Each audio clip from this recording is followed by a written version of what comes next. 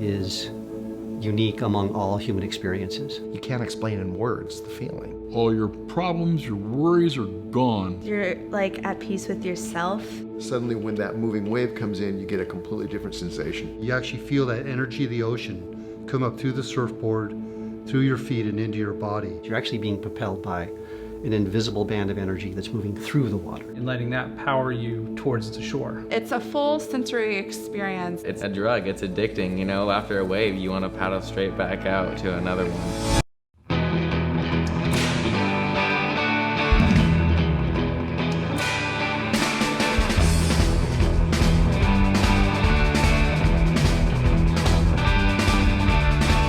Riding waves has been a human activity ever since we began swimming in the ocean.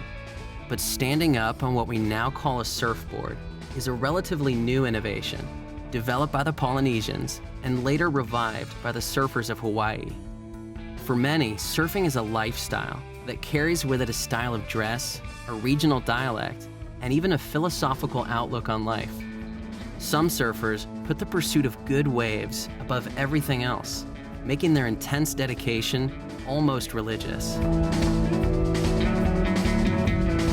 Although surfing's development can be traced to many locations, the Pacific coast of California was ground zero for surfing's big bang. It was there in April 1959, where one sudden spark and the perfect confluence of conditions would transform this newly found subculture into a worldwide multi-billion-dollar phenomena, so vast that it boggles the mind.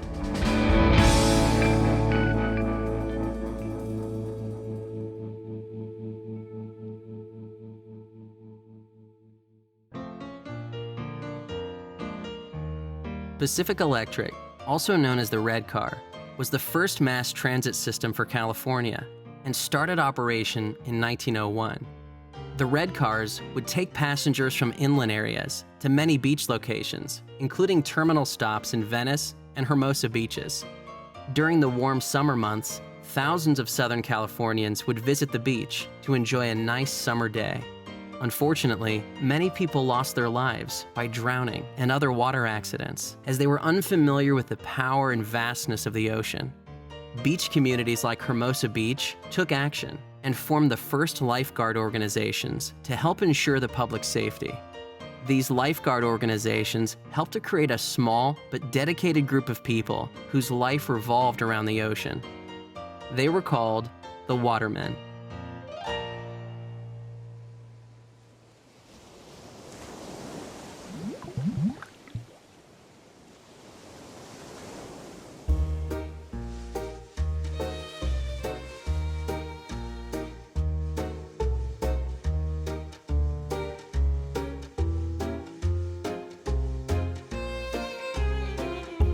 In the early days, when I first started, most of the surfers were older guys, big, strong watermen. Waterman refers to good competency in all phases of water activities. Guys who came from swimming and water polo. They could be lifeguards, they could be commercial fishermen, they could even be sailors or divers. They dove for abalone. They were commercial fishermen and fished lobsters.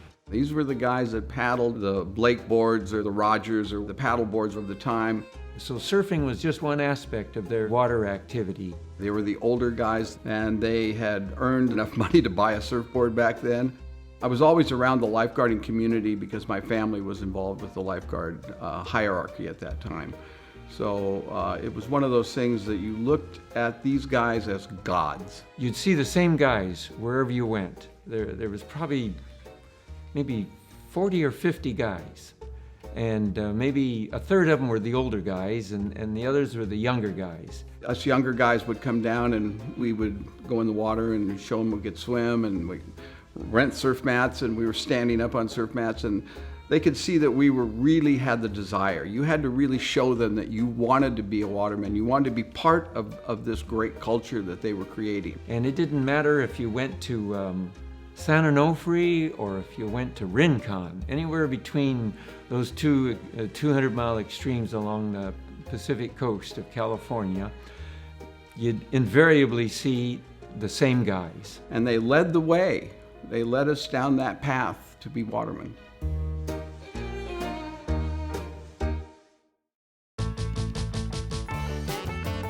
This early culture of lifeguards and watermen spread to other beach communities in Southern California, including places like Malibu, bringing with it this phenomena of riding waves. At this point in time, surfing was still new. There was not the widespread interest, and everyone living the lifestyle seemed to know each other. When we were growing up, to be a surfer, you were kind of a rebel.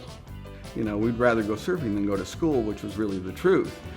And after school every day, we'd take our boards out into the water and surf all the rest of the day.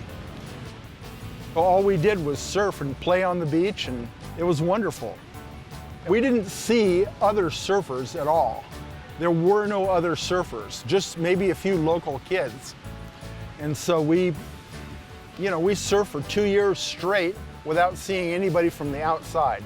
This is pre the Gidget era and all that. There's probably maybe 1,000 surfers up and down the coast. It was never crowded. In fact, many times I surfed perfect Malibu, perfect trestles, perfect Rincon. Myself and Mickey Dora and nobody else, many times. Johnny Fain and my friend and I at Malibu, perfect in the morning. Nobody else. We would surf together. We would look for somebody to go ride with. We didn't want to be alone or anything like that. So we all hung out together. Surfing was kind of like a club. You belonged to a group of guys that were surfers. We knew everybody. They were just like our best friends. You know, we saw them every day. There was this real, underground counterculture surf community that was, going on and kind of supporting each other, and all had this lifestyle that was very much under the radar. If a guy drove by you on the highway, you knew who he was, especially guys that were good in the sport. And when you pulled up to the trestle, you knew everybody's car. Or if you pulled into the lot at Windansea, you knew who was there. If you pulled at 22nd Street, you knew who was there. There were so few, it wasn't very hard. You'd look out and you'd know who was in the water by the vehicles. It's easy to see how that was the early fermentation for the surf culture that was going to boom. And it almost seemed like it was inevitable that surfing was going to boom. But in order for the interest in riding waves to grow, surfboard technology and design would have to advance far from these early roots.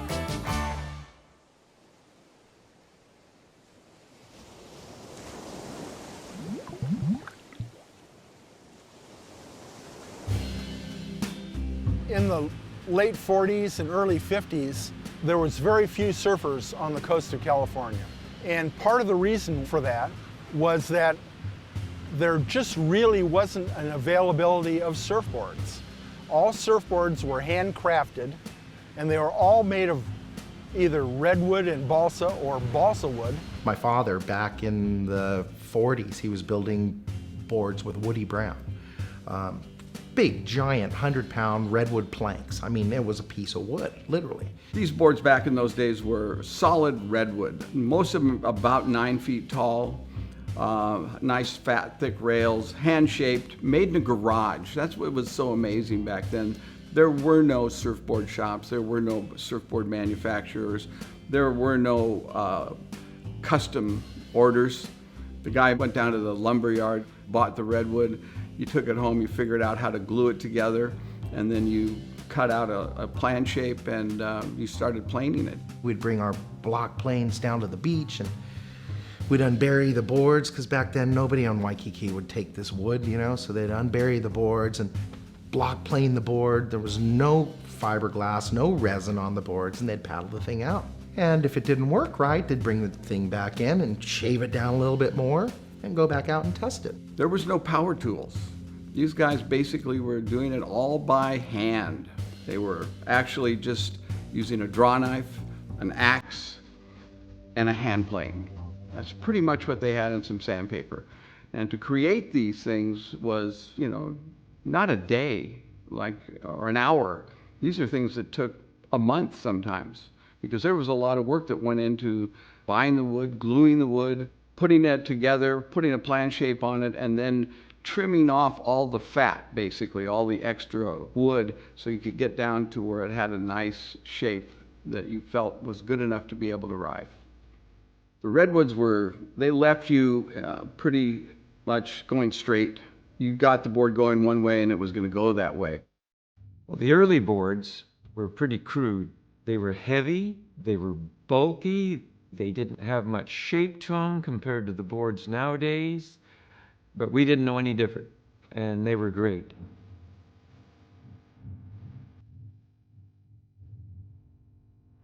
Years ago, there were no surf racks, okay? You couldn't buy surf racks. So most of the surfers would leave the surfboard at the beach.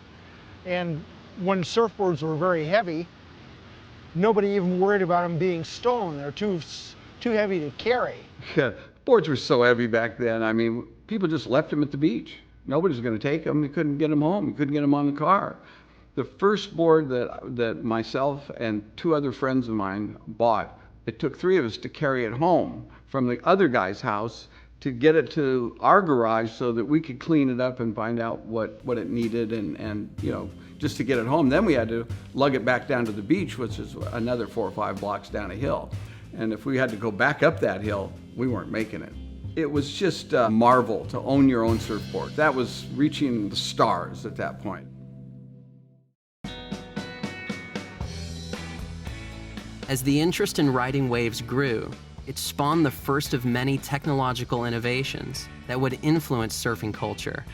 All of a sudden, there's more and more surfers, and people wanted to do more on the surfboards. So balsa wood comes in. The Navy's using a lot of balsa wood at this time for their rafts on their boats. During the war, the aerospace industry started using balsa for wings on bombers so that they could carry more payload. A lot of people who were later surfers worked in those aerospace plants. So after the war, there were warehouses full of balsa. So all these guys were able to get balsa really cheap. It was from Peru, otherwise unavailable. But now it was cheap, it was right there, and they were practically giving it away. War surplus yards would have these flotation devices that they'd have on the ships for in case they were sunk during the Second World War. And it was balsa wood wrapped with a silver tape to keep the water out. And so guys knew that those were sitting around, so they'd go in late at night and take one of these and strip all of the tape off of it. And it wasn't ideal balsa wood. And so they'd take it over, strip it all off, and make these things in their backyard. And sometimes guys, it wouldn't be long enough, so they'd glue them together. The very first time the guy would go down to go surfing, second wave he caught it'd break in half. In fact, I think one of our great shapers started that way. I don't know for sure, but I've heard rumors that Mike Hinson made his first boards out of that Army surplus ball. I'm sure he bought it though. So this word kind of spreads amongst this small group of surfers that balsa wood is the key. So all of a sudden now we have what's called the Malibu chips, and that's Kevlin and Velzy, and these guys are starting to glue these balsa wood pieces together, cutting them out, and the balsa wood is so much lighter, it's more maneuverable and easier to shape. It's easier to work with. The balsa wood is lighter and just easier to hand shape. And so now you're able to carry them home, you're able to put them on your car, and you're able to go out and actually maneuver them a bit up and down the wave, maybe not full cutbacks or not running the nose, but you're able to maneuver this board easy because it's lighter. At this point too, they're also realizing that the balsa wood can't just, it's kind of porous. If you dinged it, you're out of the water. You drive all the way to Rincon, and unless you could borrow a friend's board, once you got it dinged, it was wood, it was organic, it would permeate through the board. And so once that happened, sometimes we try to tape them, sometimes we try to put something in there, but pretty much a lot of times you just weren't surfing for the rest of that trip. So now people are starting to figure out ways to seal it. So they go to Douglas and they find out that they're glassing wings for airplanes. So they start buying this from Valco, different resins from different places. And so now the balsa wood board becomes the big transition in surfing. It's more maneuverable, and it's easier to shape, and it's easier to get around with. So it becomes an important part. But still, we want more.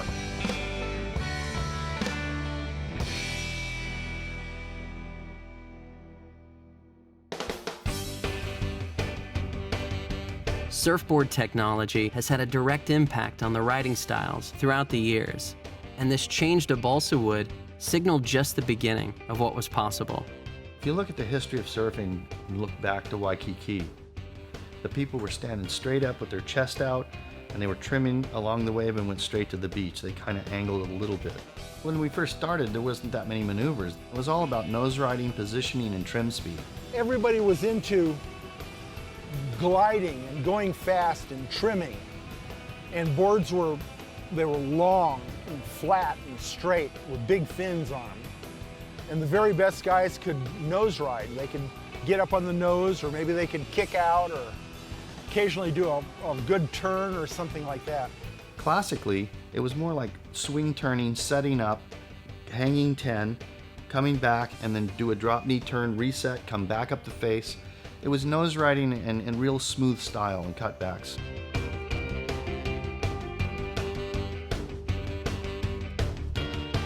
Phil Edwards did the most aggressive turns at that time, and he was light years ahead of everybody. It was very obvious to everyone that he was much better.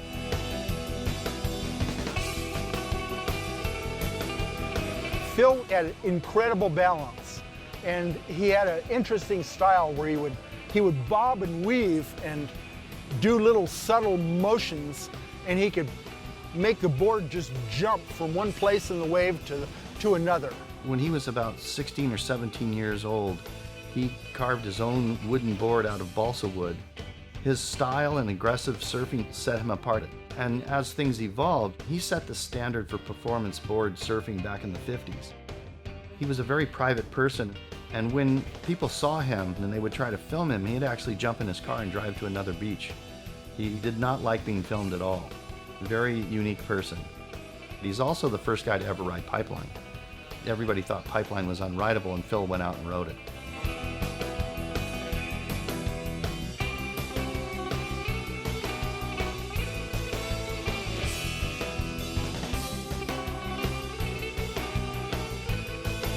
Phil was known as a master stylist, and he was considered possibly the best surfer in the world, if not California. All of a sudden there was a lot of guys that were experimenting on the boards, and guys are turning, they're walking on the board. It's kind of a dance that you do. You kind of look at the wave, you set yourself up, you make a turn, you cross step to the nose. One of the turns that they did was called a drop knee turn. The reason they did that because the tail was so full in the back that you had to take your foot and stand back on that rail to make it turn. But it looked like a telemark ski turn where you did like a drop knee. Beautiful turn, very stylish. As surfboards progressed, different boards were made for different conditions. For little waves at Malibu or beach breaks or something like that, they made the noses a little wider so we could ride the nose on them. So we started walking up and down the boards more. Guys did it in the early days too, but not as much. There's no way you could have done that on a kook box, which is those square railed plywood planks that were 12, 13 feet long. When the boards went short, went light, and went fast, then it just opened it almost looks to me like a circus when you're down there watching people surf. People are maneuvering and doing these things, and there's a lot of competition in the water. No contest yet, but the contest in the water every day was like, you got your reputation that way. You were either good or you were just another guy.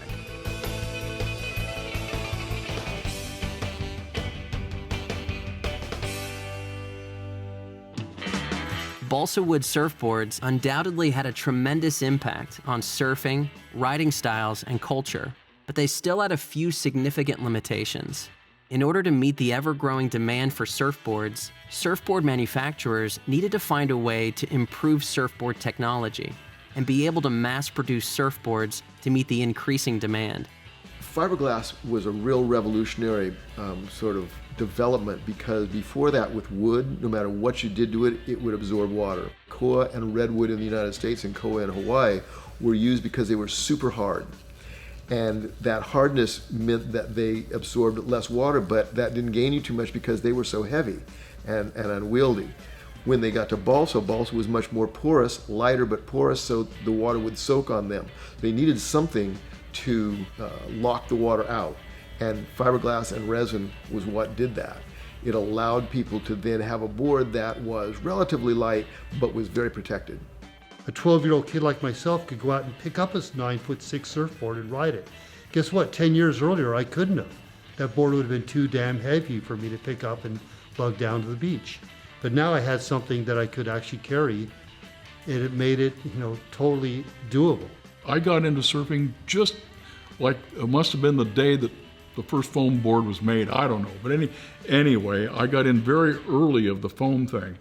And so after the first attempt to buy a balsa wood board, the board went off the market.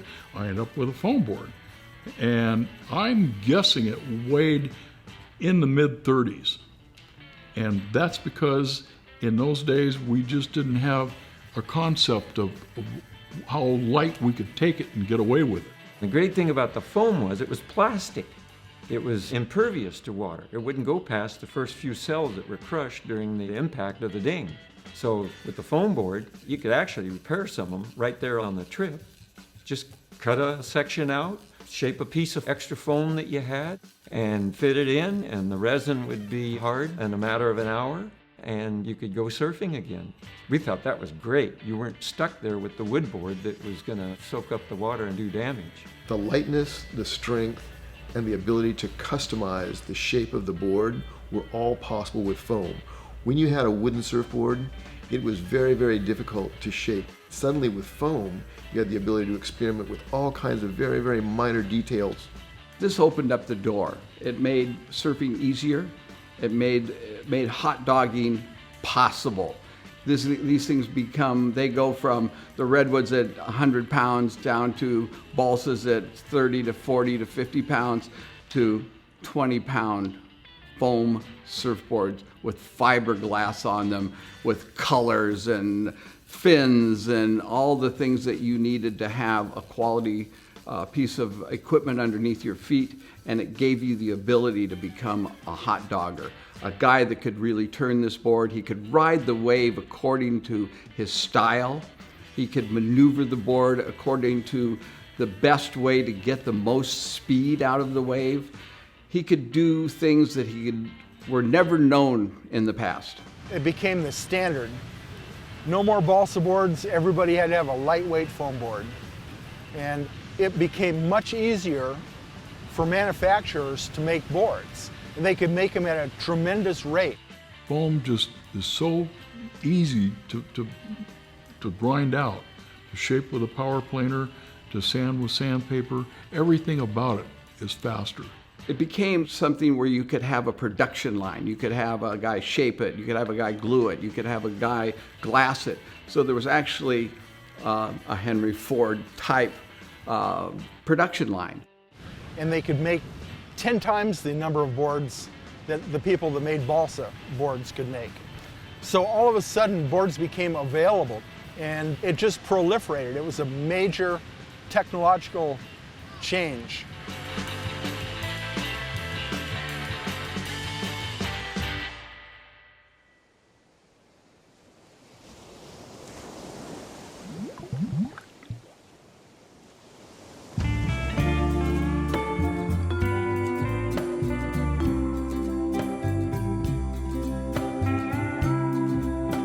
World War II, hundreds of thousands, if not millions, of soldiers had been sent out to the South Pacific. Every one of them went through Hawaii at some point or another. Many of these guys had never experienced beaches, sand, and ocean at all. And Hawaii is about the most beautiful place in the world for that, so it had an enormous impression on them. California was the only other place really in the United States similar to Hawaii in that it had beautiful beaches, lots of surf, fairly warm water. So after the war, as they came back, all the guys moved to California. It was where the jobs were, it was the new frontier. The economy was good, the middle class was here. People had discretionary money. They could buy surfboards. And then the beach was there, which is the prime recreation area, and it's free. It's free for the masses, free for everybody. A leisure class was growing up that had never been there because during the Depression, everyone was not working. They couldn't work hard enough. So having fun was an emphasis that had been lost for at least a generation in America. Kids were being born, this whole generation came up. Suddenly, 10 years later, those kids are coming into adolescence and they want to surf. They want to become a part of this whole surf mythos. In the summer of 1956, a 15-year-old girl from Brentwood, California, started hanging out with the surfers in Malibu Beach. Her name was Kathy Kohner. During her initiation into the California surf culture, the older surfers gave her the fortuitous nickname of Gidget. The experiences Kathy had with the Beach Rebels, from the language, the attitude, and the surfing itself, had such an impact on her that she spoke with her father, Frederick Kohner, about turning her adventures into a book. Frederick had always been an enthusiast about youth culture, and in 6 short weeks completed a soon-to-be bestseller, Gidget, the little girl with big ideas. Already somewhat familiar with the local beach scene, Hollywood producers understood that there was an opportunity to not only capitalize on the success of the book, but to further tap into surfing's popularity by putting this new phenomena up on the silver screen. But none of them, not the movie makers, the writers, the publishers, or the surfers themselves, could have predicted the massive impact this single event would have. The biggest thing that changed the whole history of surfing, more than the invention of the surfboard, more than the shortboard, more than anything else, was the movie Gidget.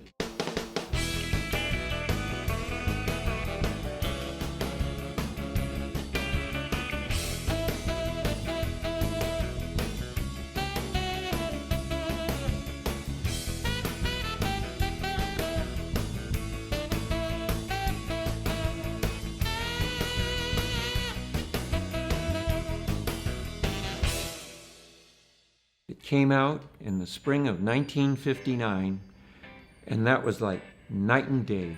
The lid blew off it, and here it came pouring, all the surf culture.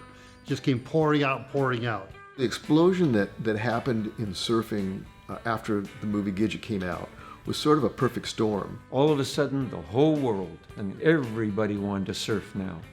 It was those goofy Gidget movies and stuff that kind of woke people up to the concept of riding waves. And all of a sudden it became the cool thing to do. It presented a culture that I don't think anybody had ever seen before. Here's these guys basically living on the beach, chasing chicks around all day long, riding waves, and what a life. That movie had everybody from Long Beach, California to Kansas City, Missouri wanting to be a surfer. It was the pure, unmitigated fun that it portrayed that for, I think, anybody in their preteen or teen thinks is the absolute living in. It was something that their parents didn't know anything about and couldn't relate to, which is a huge plus. And the music was different than what their crooners that their parents had listened to. You know, the clothes were different, you know, it was all so different. What was really happening was something that you felt like rock and roll belonged to you. It didn't belong to your parents. It didn't belong to the rest of the culture. It was something special. It was a new tribe that you could belong to. The Beach Boys are in play now. There's music. There's a whole genre being developed here, a whole social structure. All these ingredients just happened to happen right then at that time and place. The money was there, the climate was here, the generation was just the right age, just coming into adolescence and ready to do something different. By 1961 or 2, everybody surfed. I mean, it was becoming very popular. Gidget created the spark that helped to ignite a revolution in surfing interest and culture. But the revolution would not have occurred if it had not been for an amazing confluence of events, inventions, and cultural changes. All these elements came together at the right place, the right time, and would forever change surfing.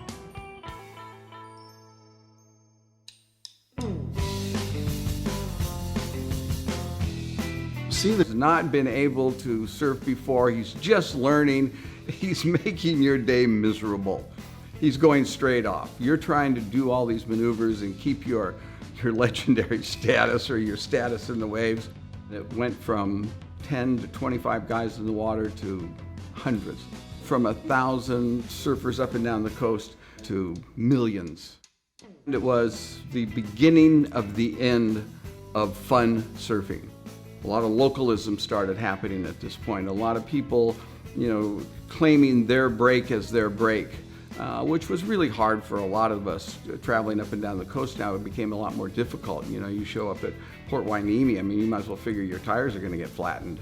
You show up at Windansea if you don't know somebody, or if you paddle out at Abs down in Sunset Cliffs, the guys will paddle up around you and say, hey, look it, buddy, you're new here. There's just so many waves to go around. Waves come in sets.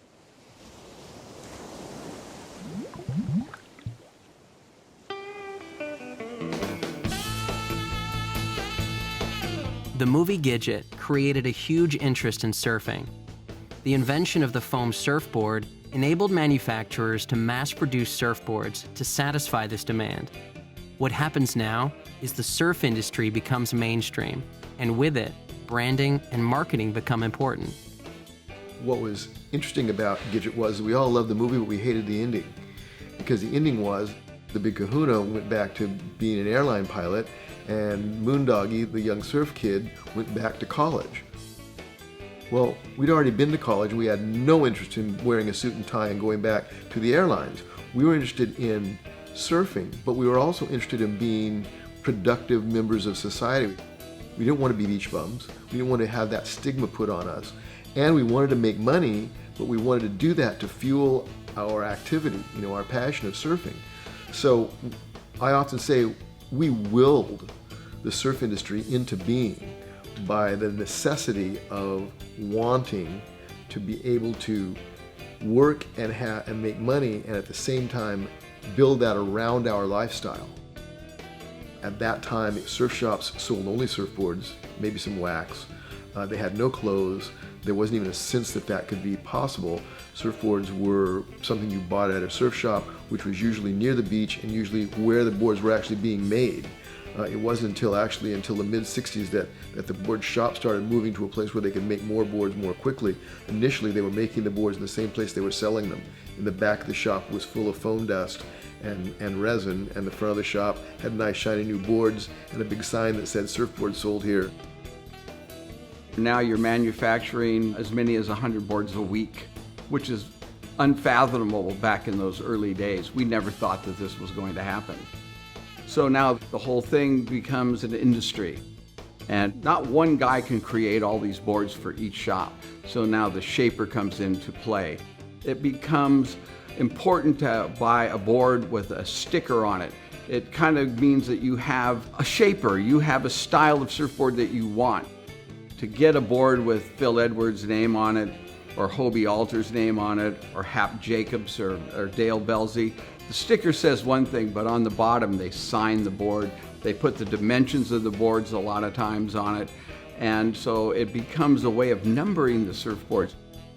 One of the interesting things about the early surf industry was very, rather than competitive, it was very cooperative. Everybody helped everybody, because mostly people were very specific about what they were doing. They were the guys who were making sandals, they were the guys who were making wetsuits, there were guys who were making t-shirts, there were guys who were making board shorts, and within that, everyone was hoping that the other guys were successful and hoping to help them, because if they could be successful, maybe we could be successful. And that is what really created the surf industry more than anything else, was all of us wanting to make money and surf and build our lifestyle around that. As the interest in surfing began to grow, surfers needed a way to share their culture with other surfers and non-surfers alike. Out of this need and desire to share, a few entrepreneurial surfers created another segment of the industry. In the early days, it was just the magazines and then some surf films. So the magazines what everybody looked to see what was going on in the surf world. You waited for the magazine to come out, and all those early issues of Surfer, at least in my case, that's the one I looked at the most. And, every issue was a landmark. Okay, what's happening in the surf world? This was kind of the main media thing that kept us all sort of bonded together. It was sort of the only game in town, Surfer magazine. Surfers had very little visual access to the sport outside of just being on the beach and watching it live.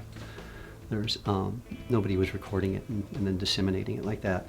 So the first couple of years Surfer came out, those issues got passed around, I'm sure, until they were tattered. I read it cover to cover. I devoured that magazine. Influenced my thinking on a lot of issues. It was a very political magazine back in the 60s. The sport and the culture was influencing the magazine and the editors of the magazine, and then they in turn were going out and influencing the sport. I think they had much more impact on the outer reaches, places that weren't near the core beating heart of the culture. For the people in Florida and Texas, on the East Coast, maybe in Australia for the copies that got over there, I think the magazines probably had a lot more impact. So people had nothing to do but read the magazines, except for when filmmakers would come through and show movies. There was an additional contributing factor to the mass proliferation of surfing. And that was when John Severson and a few other people started making surf movies. And John Severson published his first clips from the movies in Surfer magazine, and that was in 1960 when that first came out. And so these movies are going out into the public, and they're being seen in Pier Avenue Auditorium, Santa Monica Civic. They would actually narrate them, and they didn't have music, and they would just talk the whole time and explain who was who and riding waves, and it really promoted surfing. So you had foam coming on, you had Gidget in the theaters, and then you had like the surfing magazines and movies.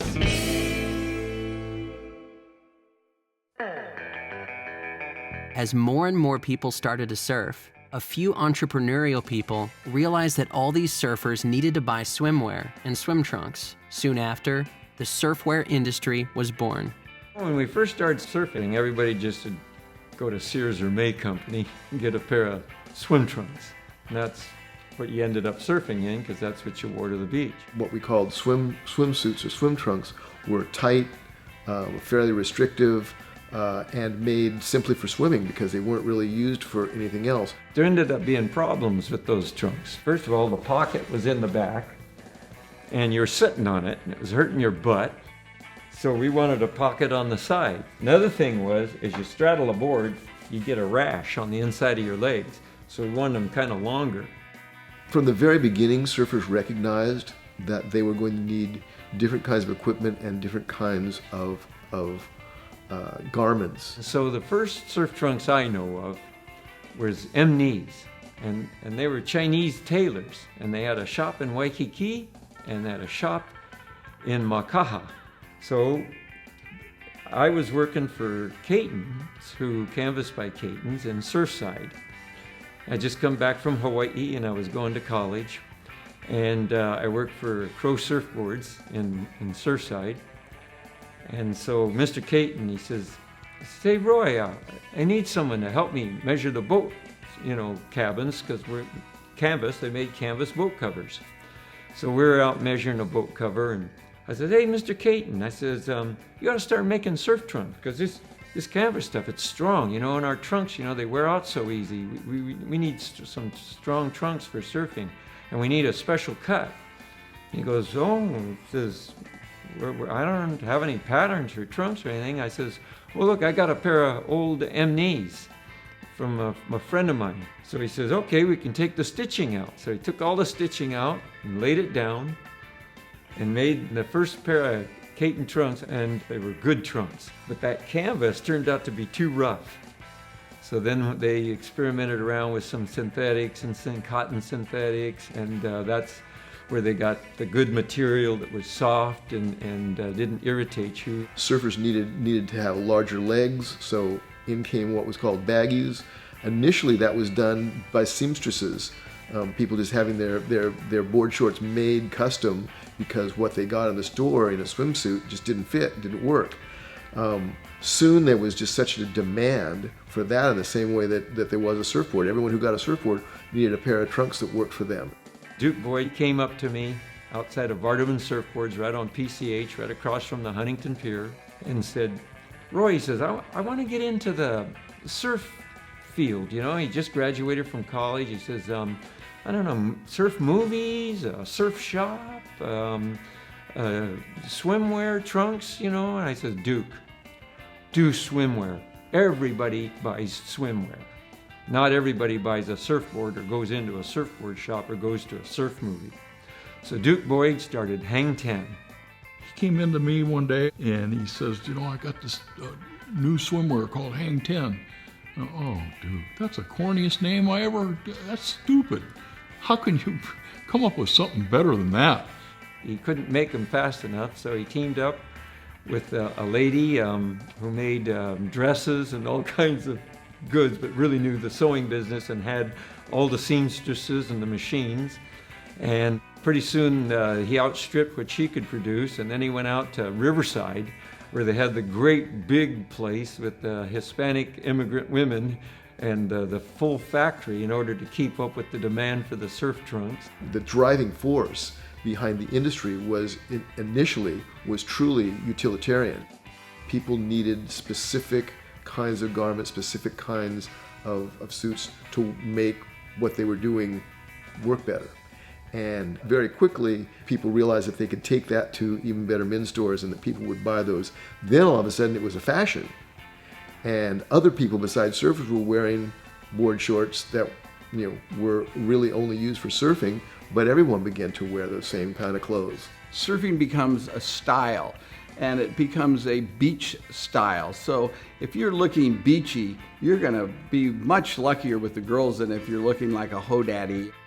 The clothing industry had a big effect on the surfing industry just because it gave some validation to the fact that we were real. The surfboard makers were making surfboards, and the people who were riding them were wearing clothing that was distinctively different from your standard clothing. It becomes a really important part of the growth of the sport.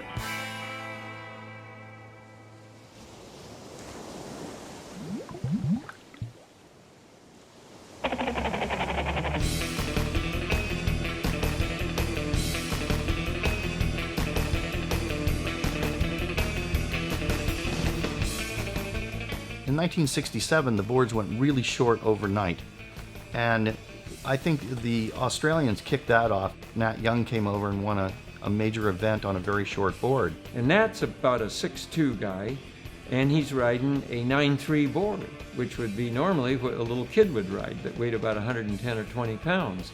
And it's kind of thin, it doesn't have a lot of bulk to it, it doesn't weigh a whole lot, and Nat just blows everybody out of the water. While everyone else was doing sweeping bottom turns, pulling up into trim, and then running to the nose or doing some sort of a stylistic maneuver, he and Wayne Lynch, two Australian guys, were actually snapping the boards, snapping them back, making arcs and turns in a much more tight radius than anyone had ever done before, and it completely revolutionized the track that a surfboard would take on a wave. So after that, everybody starts experimenting with smaller and smaller boards.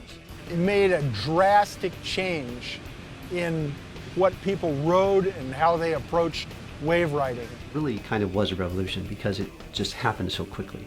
Within a few years. All of a sudden, boards were all over the place. They were like little sports cars. They were super maneuverable. And they would do all sorts of fancy maneuvers, like fly out of the water and bounce off the soup. You can turn it so much quicker and pull into the pocket and pull into the tube a little bit better than the longer boards. There was incredible photographs of guys doing unbelievable things on big waves on short boards. And it was like unheard of. And it really caught on.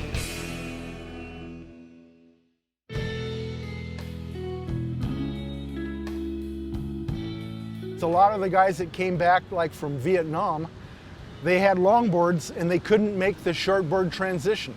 They hadn't surfed in like 4 years because they were in the Army. And when they came back, it was all short boards. They tried short boards and they had trouble with it. They were older guys and they just quit. When the shortboards came along, a lot of those guys who were good surfers on longboards, they fell by the wayside. They couldn't stay in the game. The boards, they didn't want to adapt to the smaller boards, and they were kind of laughed out of the water by us when they came out on their big logs. They didn't want to deal with the humiliation. And it's really true, that was all part of it. You know, you showed up on the beach at one point in the early 70s and that you would have kind of late 60s laughed off the beach for bringing this relic down to the beach to surf.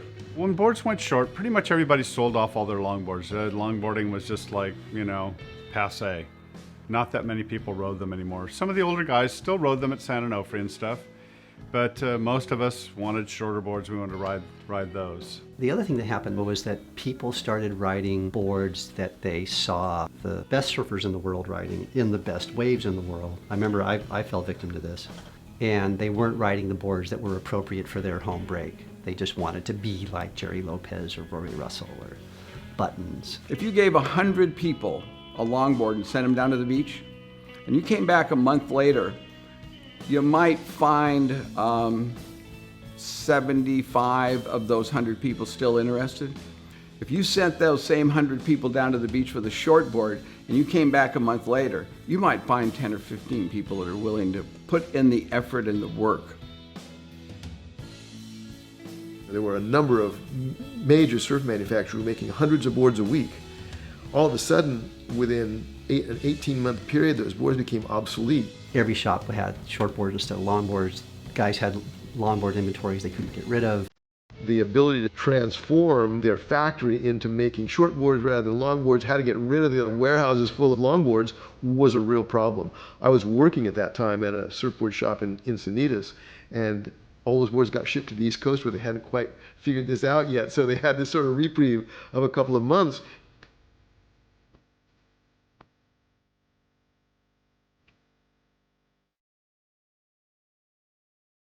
It's the nature of every generation to want to rebel a little bit against the generation that preceded it.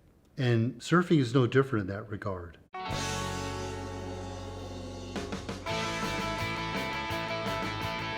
The shortboard revolution was something that happened almost simultaneously with the cultural revolution in the United States and actually around the world. It happened almost at the same time. The generation coming up, has looked to the generation above it for what's hip or what's cool, what to do, how to do it. But then when that generation comes of age, there's always this little bit of rebelliousness that comes in, which is very healthy. That's what keeps it alive and keeps it changing, keeps it always kind of dynamic. People were dropping acid and there's people openly smoking pot and this whole expand your mind thing was going on. The old established way of doing things just wasn't providing for the needs of the younger generation. So as hair grew long, boards grew short. When the shortboard suddenly came in, that's when my generation was also stepping in to the 70s, what would become the 70s generation. I consider the people that were my age as sort of being a bridge generation. There were people who were surfing before us that are probably 10 years older, and they were really the pioneers. We were the new generation. We were the generation that made the transition to shortboards. We were the generation who were really young and willing to take all the risks. We weren't stuck in any particular view of what surfing was. We were free to explore all of its possibilities.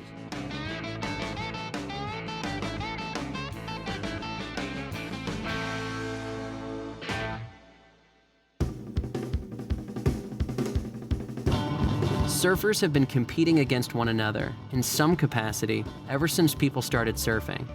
Up until this point, winning a competition was simply pride and bragging rights. As the surf industry began to grow, more and more money was put back into the sport. Some of this money eventually found its way back to the surfers. When I started surfing, competition was more of a fun thing than anything else. There was no money in it. There was just status, that's all there was. There were no prizes or anything. Well, I take that back. There were the little tin trophies, the little man standing on a stamped out piece of metal, all plated with like chrome, gold chrome. Winning a contest was more for your ego than it was for your wallet. You couldn't fly to Hawaii and win a contest and pay for your whole trip and come back with a handful of money. So most people couldn't even go there because of the expense of travel, and they didn't have sponsorship. People had reputations as good surfers, and they'd be recognized at other beaches. It always helped your credibility in the water if you had done well in contests. There were a lot of guys that consistently did well. The Corky Carrolls and the David Nuivas, Mike Purpose was another one that did really well.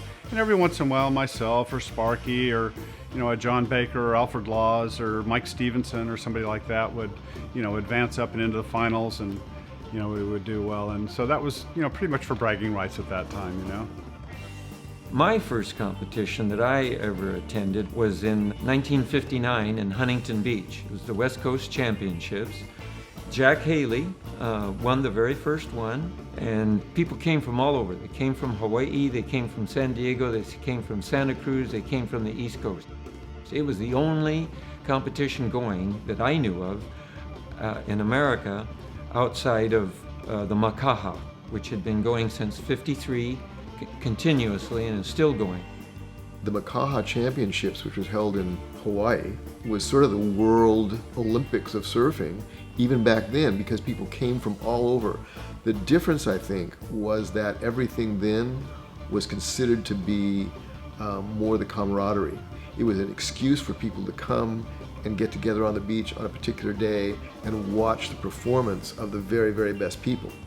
You only got a small trophy, and then later on, after Gidget, things became a little bigger, and then people would give you trunks, they'd give us surfboards, there would be airline tickets provided by some of the airlines. Once the clothing industry got into the surf world, like Hang Ten and everything like that, all of a sudden they started having big budgets to sponsor contests. They want their people to travel. They want their team to travel. They start putting team shirts on them and jackets and pants with stripes on them and stuff. So when you showed up someplace, it meant that you were part of a team. So then the surfers realized they could get in on that and started asking for money. Eventually, enough money came in, and I think probably Corky Carroll and David Nuuhiwa would have been the first two guys that I'm aware of that made enough money off of just surfing and winning contests that they actually were able to live on the money. I think Corky Carroll was the highest paid surfer in the world at one point in time, and he actually owned a house, and he was able to buy and own a house based on his surfing income.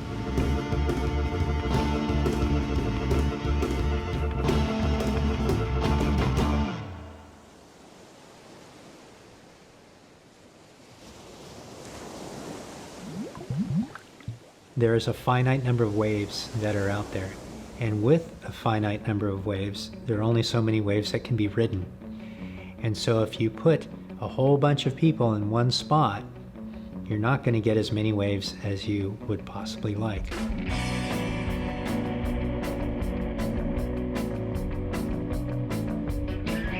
Wanting to travel is more than just escaping crowded waves, although that's definitely part of the whole equation. It's also that desire to find a new wave. The thing that really triggered the exploration bug for surfers was actually predates the shortboard revolution. It was the Endless Summer, when the Endless Summer came out. And Bruce Brown showed us those perfect waves in South Africa. And everyone decided that that's what they wanted. They wanted to find a wave just like Cape St. Francis that they could surf by themselves with a couple of friends. It was very exotic to see any article on any place that was not California or Hawaii or the East Coast. It was like, wow, it seems so exotic. So the magazines, kind of realizing that, I think also started feeding into that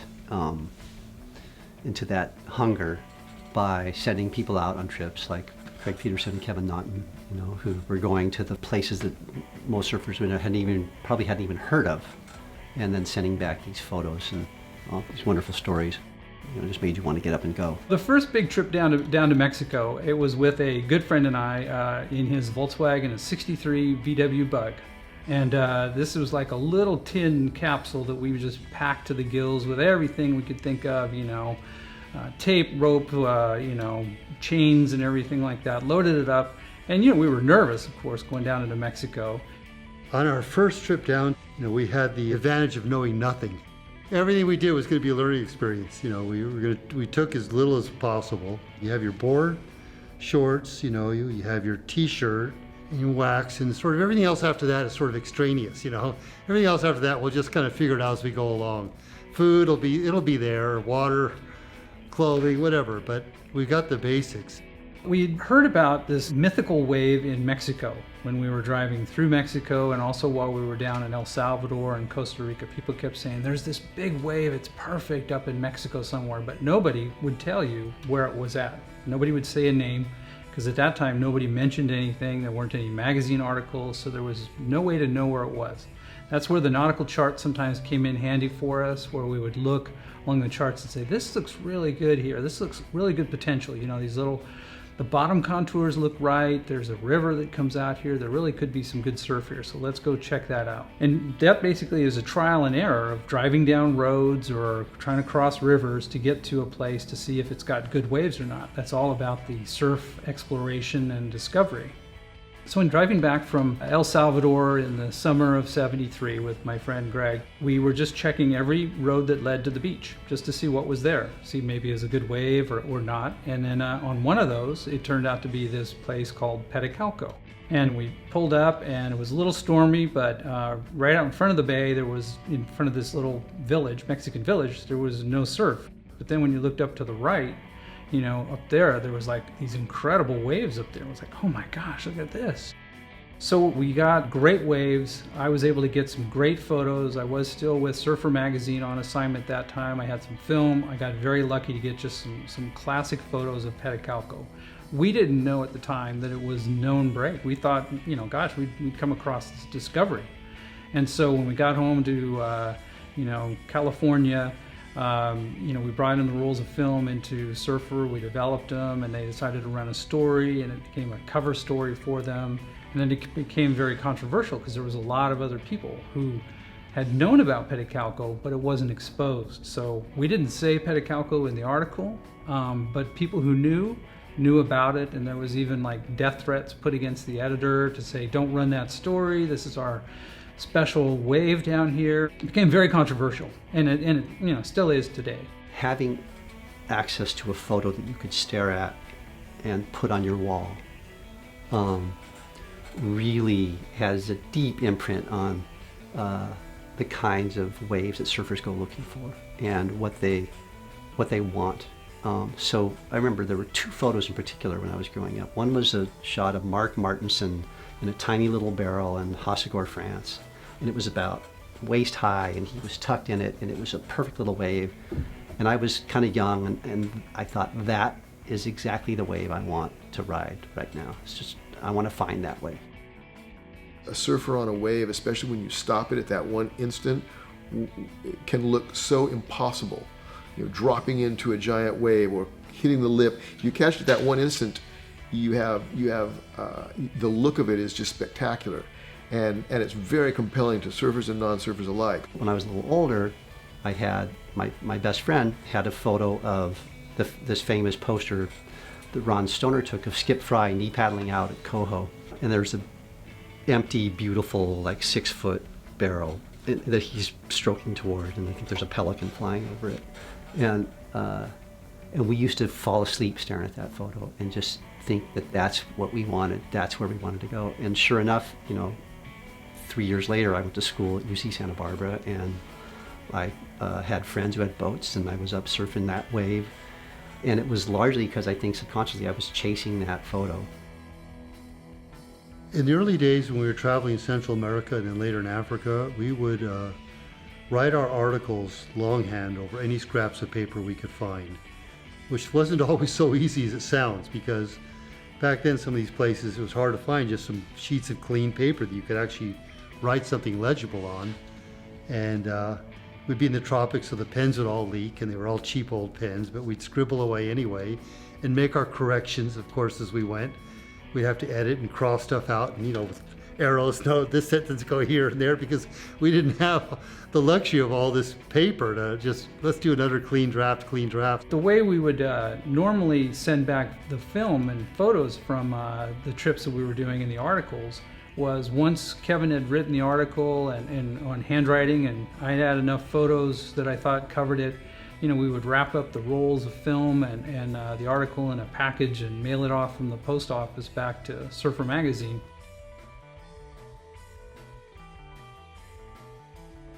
When I first started surfing in Ireland, I could count all the Irish surfers on two hands. And if I was going to count the ones that surfed all winter long, I could count them on one hand. So that's how the surfing community was. It was so small, almost non-existent, but very tight-knit, and the ones that were into it were very much into it. The surf scene in the UK and England has been strong for some decades and was strong really, before I was born and even before I was growing up. I think there was a lot of cross-pollination in the early days with Australians and Americans coming in, sowing these seeds, and then very quickly that took off, and I think built and bore some really strong UK surf brands. And here's the guys with the surfboards in these foreign places. They must be having so much fun, So having that in a crisp, clear, quality images, along with stories that I purposely wrote them, to make sure it was fun, and our criteria was if we were laughing and having a good time with what we were writing, then hopefully the readers would like that too. So I think that really resonated with people and got them traveling and thinking about traveling more than they had before. The first time we surfed in Monrovia, Liberia, we caused a riot on the beach in the capital. The locals there who lived in a little shanty town adjacent to the beach, they'd never seen anything like it.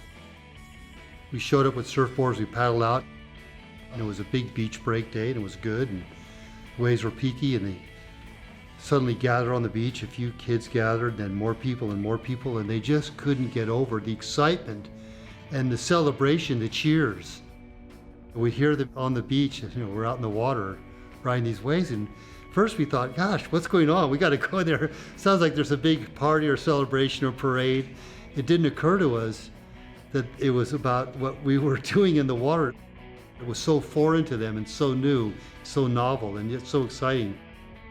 And when we came in, then they all just rushed us. Oh, they want to touch the boards and touch us. And then we realized, oh my God, this is all about us surfing here. We didn't even think about it.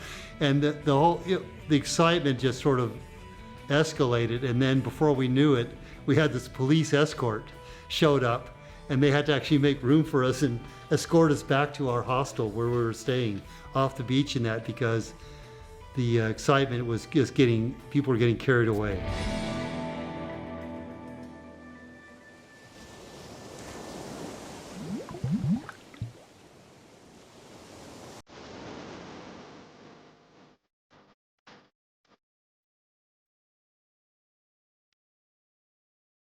The wetsuit is probably one of the most revolutionary things next to the darn surfboard. And today, obviously, people can surf all over the world and in Alaska or wherever you want to go just because of a wetsuit. Early on, guys used to wear wool sweaters out in the water. Well, I was allergic to wool, so I couldn't wear that anyway. But I never really wore a sweater out in the water or anything like that. But the very first wetsuit was a jacket for me with a beaver tail, and the beaver tail would come up, and we didn't usually snap them. Those were designed for diving. They were, pretty, today's standards, pretty crude. They had like short sleeve wetsuits would have actually an open sleeve, where the water would just flow in and out. So during the wintertime, it would be very freezing on you. So you basically had 6 millimeter up in here. You had a 3 mil suit with a 3 mil pad on it, and that's like 6 mil, so it was hard to bend, and it was really, they were cumbersome. They wore you out. But it was better than what guys were doing beforehand, which was lathering themselves up with like Vaseline and putting on a t-shirt or something to stay warm. A lot of the wetsuits nowadays, they're extremely comfortable. You can't really tell that they're on or they're not on. And I personally, I don't care to wear wetsuits, but certain times of year, you have to have a suit on. I think if there wasn't a wetsuit, we'd still have very few people in the water. Because now these guys, they wear the wetsuit year round. In the middle of the summer, they got full wetsuits on. You would not have thought about surfing in Yakutat, Alaska with the beaver tails that we were wearing back in the early 70s. Well, about 65 or 6 would have been the first leashes. And the good surfers didn't have anything to do with them. We called them kook connectors. Now, anybody could come out. Normally, when the kook would paddle out and he'd lose his board, we wouldn't see him for 15 or 20 minutes, or maybe not at all, if he was a weak swimmer. When the guy fell, his board would start going to the beach, but then it would stretch and stretch like a rubber band, and here comes the board going 100 miles an hour at the guy's face. He would dive under the water and would slingshot past him, and then it would go back this way and then back this way. My friend goes, "It's just like a yo-yo." The leash was invented during the shortboard transition, and the leash became, it really made things different, because all of a sudden people could start surfing breaks that had rocky beaches or cliffs for a beach. They were able to do more risky maneuvers without having to worry about swimming. So the leash was actually a fairly big technological development. If anything, it's more dangerous. You get guys when you're paddling out, instead of holding onto their board and going through the waves how they're supposed to, they just let their boards go and they jump off their board. The leash is 8-9 feet long. The board's 9 feet long, so there's 16 feet or more, and you're behind them 10 feet and the board comes flying back and hitting you. It's laziness. Some surfers started going, well, yeah, why not? You know, why should I swim after my board? It does feel good not to wear one, but it's not, I think it's a liability issue of hurting other people. And it's safer for the people inside of you too. Loose boards, they hurt people. So it's actually a much better thing to ride with a leash. I remember being out at Laniakea, big 12, 15-foot Laniakea. So I asked George Downing, who's a very nice man, one of the great early pioneers of big wave riding. I says, George, I says, what do I do if I lose my board? He says, oh, no problem. He says, you just swim straight in. He says, you get halfway in, and you're going to hit a current. And he says, you go sideways with that current, you're going to run right into your board. So I drop into this big wave, and I'm in the tube the whole way, and the only reason I'm making it is chunks of water falling out of the roof, hitting the back of my board, knocking me 20 feet ahead or 10 feet ahead on each jump, and then finally I wipe out. So I swim straight in, follow George's rules, swim straight in, hit the current, and run right into my board. But now, nobody has to have that kind of water knowledge, that waterman knowledge, that experience, that confidence to be way out in the ocean by yourself, and the only way in is you getting yourself in through all the currents. That's kind of gone now. The 60s was long boards, they refined them, they got the equipment. In the 70s, it was all about experimentation, twin fins, longer boards, shorter boards, hard rails, soft rails, all diamond tails, all these different things, how much rocker you had, what the planing surface was, kind of refining their equipment. Surfboards are composed of two fundamental components, the surfboard itself and the fin of the surfboard. The fin helps to stabilize and keep the surfboard on the wave as the surfer maneuvers the board along the wave face. Early surfboards did not have fins. They were just long planks of wood that pretty much went straight into shore. Tom Blake is credited with attaching the first fin to a surfboard in the mid-1930s. The fins at that time were very large and long, and often referred to as D-fins. These big fins became thinner and narrower over time, and was the standard up until the early 1970s. Tom Blake decided one day to put a fin on a surfboard, and all of a sudden you can turn the thing down the wave, and the energy that's going up, that fin is capturing that energy, plus the shape of the rail is capturing energy and pulling that part of it up. When I started surfing in the late 50s, boards had great big D-shaped fins. They were this deep and they were this big. They had a lot of area. And the development of the fin was really useful for surfing any kind of wave, because you could go down and you could make a hard turn and the board would hold in, and a hard cut back and a kick out. And a lot of moves were done based on the fins. And around the mid-60s, people started finding out that the big fin was inhibiting their surfing, and they started cutting them out.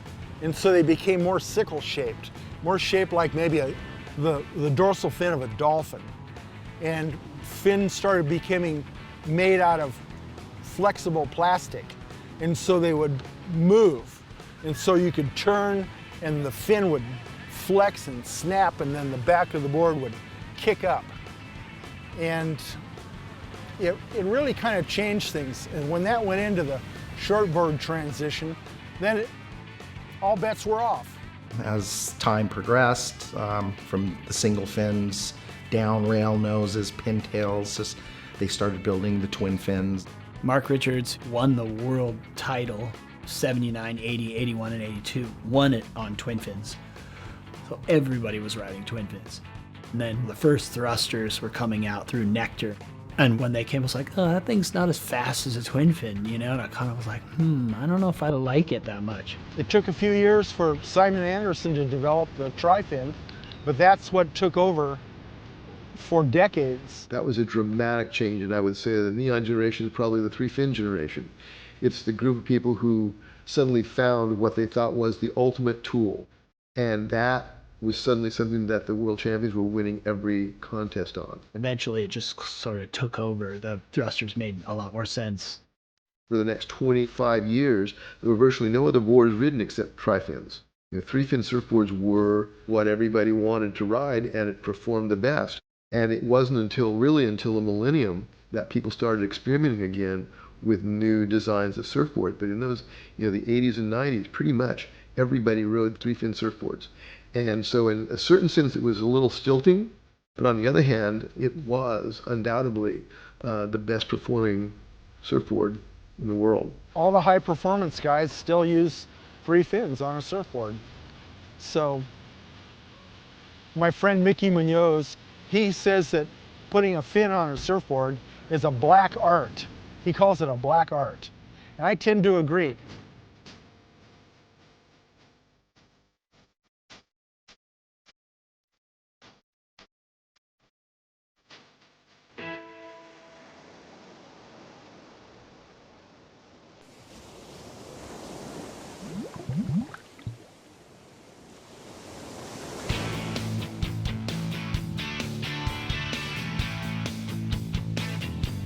Every generation needs to make its own mark, and this was sort of the third generation of the modern surfing era. And these guys knew that they weren't really going for the sort of laid-back, easygoing, long hair, homemade boards kind of statement. They wanted to do something outrageous. In the 80s, surfing went through one of its darkest periods when everybody started just trying to look as flashy as they could in and out of the water. It was a backlash to all the cool guys of the 70s that were all black wetsuits. Eventually it was like the younger generation came up and was just like, I want to wear a bright wetsuit and I want to express myself and I like bright colors. Bright wetsuits and polka dot bathing suits and lots of neon. Hot pink. I just liked it. I got energy off of it. I got energy off of these bright colors. I liked being more innovative. And I also felt like, cool, I could walk down there with a bright wetsuit and everybody call me a fag, and then I'd take off and surf better than everybody else in the water. And I'm like, sorry, take that. It was kind of fun. Looking back on it, it's really an embarrassment because it's just people sort of drawing attention to themselves for all the wrong reasons. In the 50s, it was outrageous just to not work and go surfing all the time. That was a statement in itself. For us, it was a statement of being able to do that and make a little money. For these guys, it was like, hey, we want to be noticed. And so that neon generation wasn't afraid to wear the flashy stuff. They weren't afraid to look like rock stars. They were ready to make it be a statement to the world that they had come of age. In the 90s, what happened was longboards started to come back. And a lot of kids who were picking up their sport, their dads, they would say to their 12-year-old son, hey, I used to surf back in the day. Maybe I'll go get a longboard and you and I can go surf together. And then suddenly there's this multi-generational thing happening. And you'd go to the beach, especially the beginner beaches, and you'd see these people pulling their boards off their car who didn't really even know how to carry them, and who would zip their wetsuits up wrong. But there was kind of a sense that it was okay to be a dork, it was okay to be an old dork. I think that actually, in the 90s, that triggered an overall tolerance that really grew through the 2000s, and is especially true today. I think that what's different about this generation is that they don't require the schism. You can compete when you want. You can be a soul surfer if you want. They can be best friends. The thing that's happened in earlier generations was that people split. You're either a soul surfer or you're a competitive surfer, and they sort of had different philosophies. These kids don't see things that way. They don't see things in black and white, whether that's the color of people's skin or whether that's how they compete. I think they're just a lot more tolerant and open and integrated. The big shift in the sport at that time was mainly an expansion of the demographic. The more people started surfing on both ends, young and old, and also more females. The surfboard builders started to make boards that were for the intermediate surfer, and surfing started taking on that it was okay to have it was okay to ride a wider surfboard or a retro surfboard or a longboard. Like the surfboards themselves just started getting so sexy. The reason that the longboards have come back in fashion after being out of fashion for a good 15, 20 years, they catch waves easier than a shortboard, and so guys that have gotten, a little thicker around the waist, they're working hard and they only get to go surfing on the weekends, they don't have the arm strength so much anymore. We're finding that, hey, they still wanted to continue surfing, they just might not have been able to paddle the short little boards and, do the late takeoffs that those little boards require. So it enabled a lot of people to be able to get back in the water and stay in the water. Now longboarding is back in the scene again, and it's never really left, but it's gone through a period where a lot of shortboarders think longboarding is irrelevant, but it's very relevant. There's 14-year-old professional longboarders right now. It's kind of like a throwback thing. It's become a fad to ride big longboards and do the maneuvers like nose riding, where you run to the front of the board and hang your toes off the nose like a hang 10. That's kind of coming back. So now you're seeing very, very young guys getting back into longboarding and actually moving away from shortboarding. I think what happened was there was a period where everybody was trying to ride what the pros are riding, and they were really hard surfboards to ride. And they were narrow, and they were thin, and they were bananaed, and they were like, people were just like, going, backwards on them, and they were just like, eh. I would say that the big difference between longboarding and shortboarding is longboarding is all about the front half of the board, cross-stepping, clean nose riding, and then, setup and trim speed and style, and, people do huge aerials on longboards. The different maneuvers is like a nose 360 where you throw the tail around and spin the board around, a tail 360 where you go up like this and you throw the tail this way, you spin the board around. There's side slipping, there's drop knee turns, there's sole arches, and it's a little more tongue-in-cheek and funny, I think, more comedic and a little more lighthearted. The best surfing in the world is obviously shortboarding. I think it's pretty obvious to most people, but you got to be really light and young and in good shape and have a lot of knowledge behind you to really rip on a shortboard. Some people may like fast surfing, some people may like slow, kind of cruisy surfing, like more of a longboarder style. For me, I think I like fast surfing, but also a lot of power, like real turns and a flashy turn on the end. For me, I like having a quiver of boards. I like to be able to ride what the waves dictate. If it's a really good fast wave and stuff, I want a smaller, more maneuverable surfboard. If it's really slow and small, I want a longboard. Both are great. I have friends that shortboard. They're just different. The approach and the style, as you know, just by watching them, it's more aggressive. Where longboarding, I feel, has more fluidity in the movement. You could say, like a lot of people, it's like a dance almost. I like watching the Brazilian guy surfers because they're super quick. They're really, really fast and explosive. While in girl surfing, they say we look more like ballerinas. We draw our turns and we're very graceful on a wave, but we still have that power and we still can knock out some crazy good turns. Longboarding, you can catch any wave, really. You can catch any wave and you'll have fun. For shortboarding, I think it's a little bit different. Shortboarding, if you want to be radical, really show off and go as hard as you can while keeping style, speed, flow, and all that. Plus, when it's bigger, it's way more fun. It's not really the best to longboard big waves. I like shortboarding big waves. Shortboard maneuvers, if you look at them, they're doing air 360s and air reverses and stuff that we never even fantasized were possible. And now here they are. They're doing them all the time. You go down the local beach break and you see a 12-year-old kid doing an air 360 and landing it.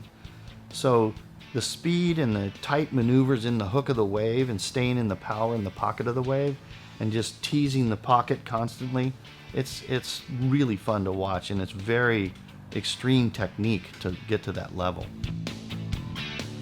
Around this time, women started surfing in larger and larger numbers. It was not just the younger women, but women of all ages started surfing. More and more women started coming into the sport, young and old, but mostly young. Part of that was the great marketing campaign that Quiksilver did through Roxy about making functional beachwear. And that kind of snowballed, there was kind of an empowering aspect to that. And I think the Women's World Tour kind of started to grow during that era as well. And they had stars to look up to. Lisa Anderson, hugely popular and inspired, I think, a whole generation of young girls. And that continues today. Nowadays, there's as many girls as there's guys almost, which is fantastic. The industries, the big industries that are putting money into surfing, they're catering more to the girls than they are to the boys now. So there's a spot called Lindamar in Pacifica, which is between Half Moon Bay, where I live, and San Francisco. It's kind of the beginner wave. That parking lot is 25% women when I go by, and a lot of them are clearly just kind of learning to surf. So they're not embarrassed about being a beginner. They're kind of proud about the fact that they're out there challenging the ocean and happy to make a fool of themselves, in their 30s and 40s. That delights me to no end, seeing that. As more and more girls started coming in the water, the guys were accepting them, so it was like, hey, we're not going to be shunned. And, 1 girl, 2 girl, 3 girl, 4, 5 girl, 6 girl, many, many more. I don't know, it drains some of the competitive machismo out of the water. It makes you realize that it's all just fun in the first place.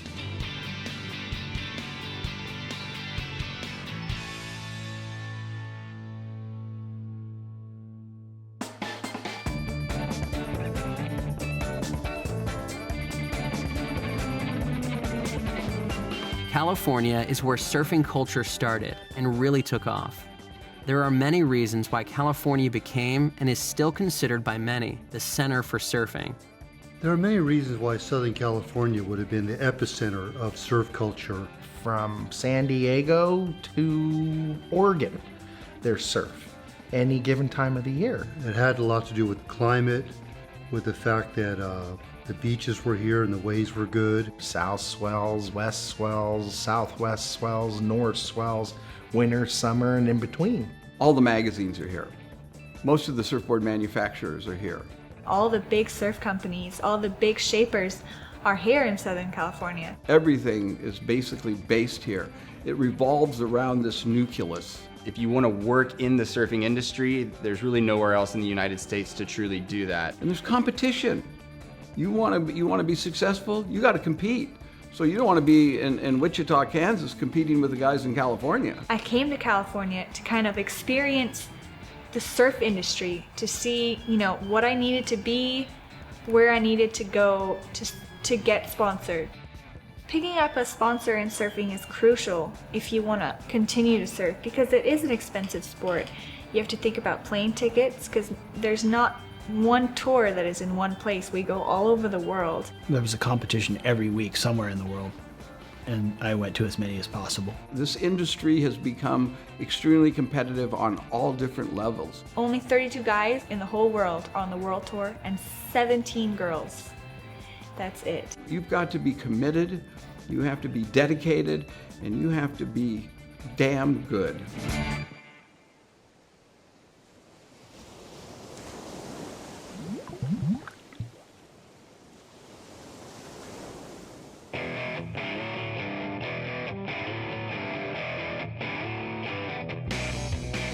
It's a deluge of information, you know, and there's so much that surfers have to actually filter it out to see what they want to see and watch. The surfing industry is broadcasting the excitement of the surfing lifestyle, looking at pros, traveling free surfers, and kids now can see that much more viscerally, I think, and say, yeah, I want to be part of that. That looks exciting. Because now there's a sense of immediacy.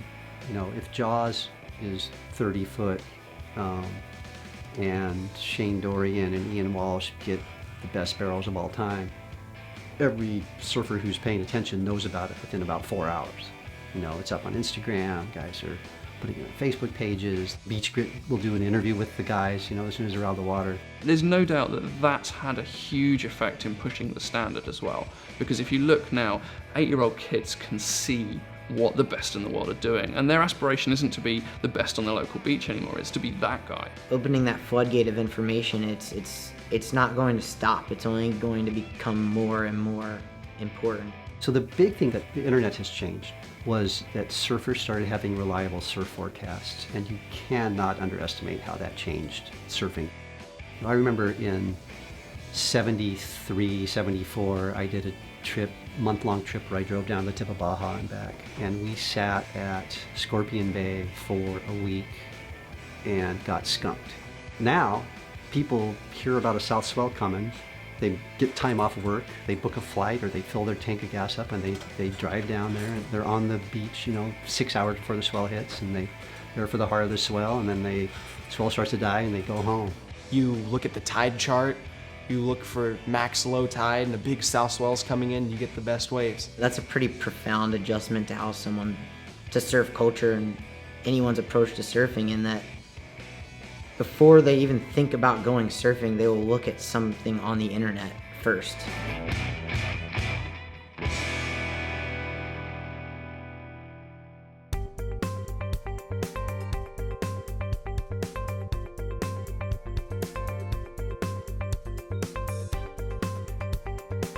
You can find anything you want to find online, for better or for worse.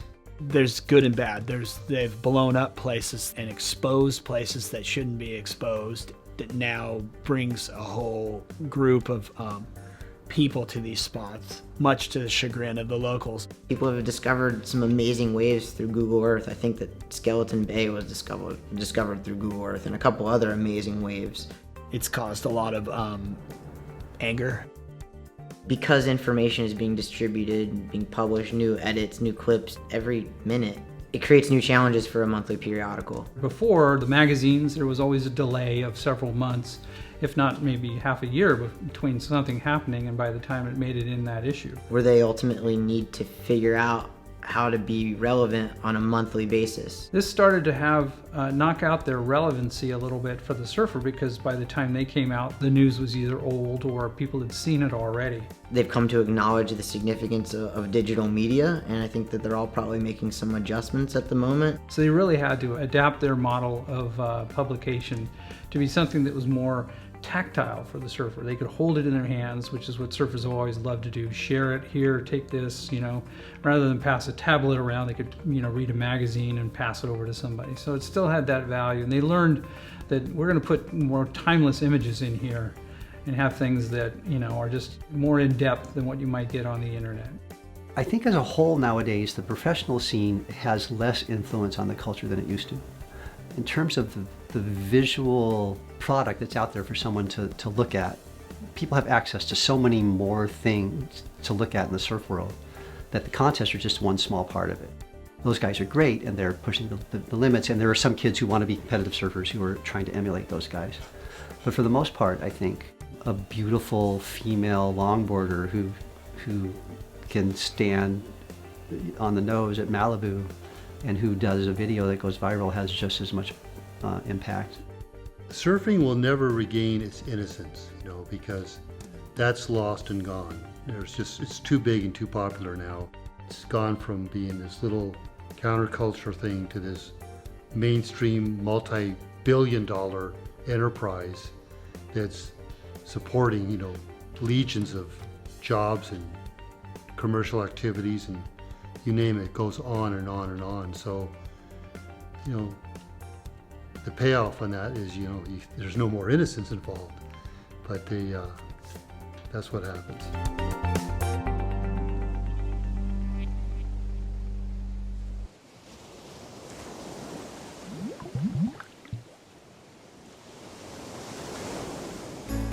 If anybody asked me 20 or 30 years ago how surfing was going to be now, I would have thought, yeah, you're crazy. There's no way anybody can see it going like that, So if I had to look at that question now and think about what's going to happen ahead, I can only say that surfing is going to keep growing. It's going to keep being popular. More and more and more people are going to want to surf. And what's going to happen is they'll be developing more and more artificial waves and artificial breaks to accommodate the sheer number of people who want to surf. There's a lot of places around the world where you look at it and you think, God, if that reef was just a little different here, that a little something there, that would be a good wave. Well, that's what's going to happen. These reefs are going to get changed and artificial breaks are going to be created, artificial waves. There's going to be surfing parks with great artificial waves. Surfers from Kansas and Missouri and everywhere else, they can just go out to the park and surf all day if they want on a good wave. Not just a slop wave, but a real wave. Kelly Slater has his wave pool technology that he just has ultimately unveiled to the world, and it looks absolutely amazing. It's one of those things that, I'm sure anyone who grew up surfing just dreamed about as a little kid. It's inland, it's in the farming community of Central Valley, and it's a perfect wave. You just look at it and you just go, oh man, that's a perfect wave. It's a perfect surfing wave. So I think that is one area that surfing is going to go into. And those are going to be places. The Wave Garden, which I guess was a precursor in some ways to Kelly's Wave, they've signed 22 some contracts around the world. They're going to be wave gardens all over the world. We'll open up surfing to people in Chicago or Abu Dhabi or Amsterdam. I know there's some wave pools that have already been done, but most of those waves have been pretty small. This was the first real significant, oh wow moment within the whole surfing world. Potentially that means that a lot more people are going to be surfing, and it's going to be more interesting and nuanced and diverse culture, because it's not going to exclusively be relegated to the beaches and coastal communities.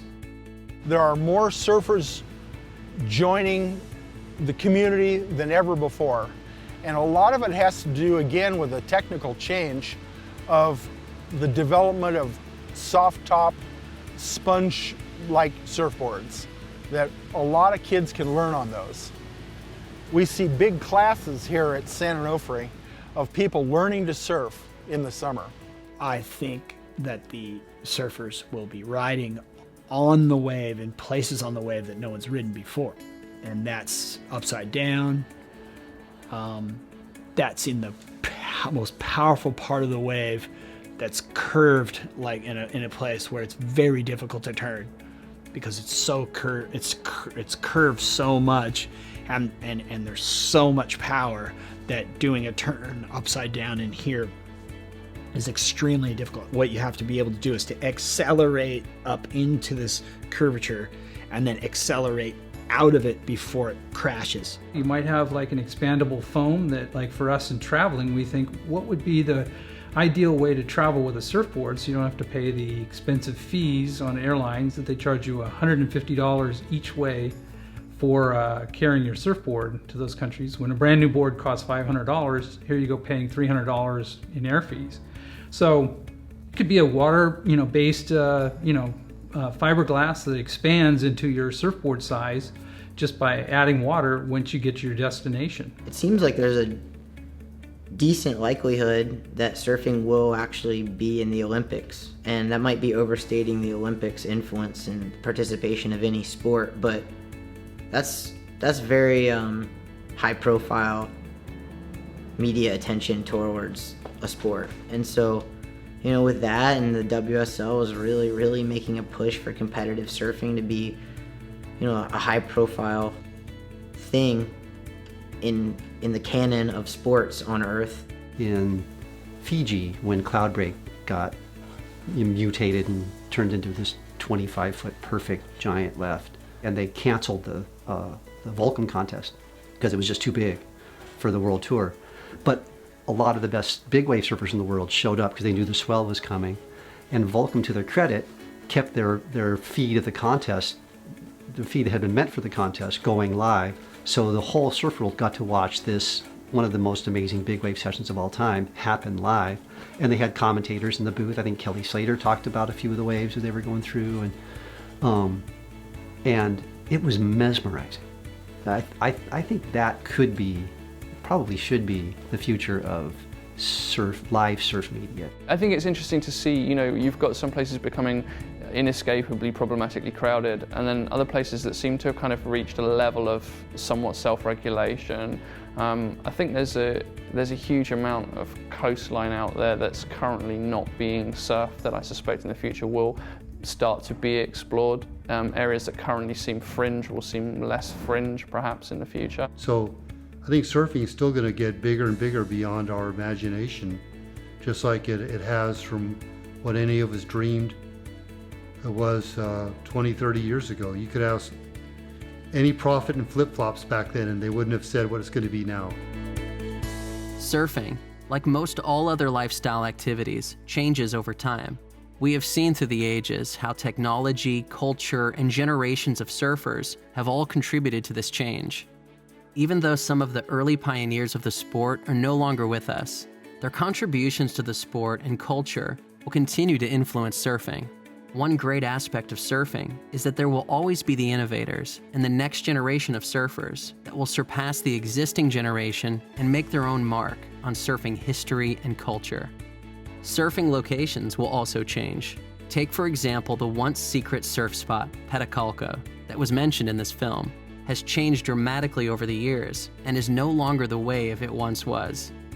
Many other surf locations have disappeared due to human activity, but just as many new ones are being discovered. There is one aspect of surfing that will never change. All surfers share one common desire, and that is the pursuit and joy of riding waves. Every surfer, no matter how old they are, where they live, their gender, the color of their skin, or their professions, share this one common passion. Surfing allows surfers to be equals in the water, no matter if it is your first wave or you have been surfing for 70 years or more.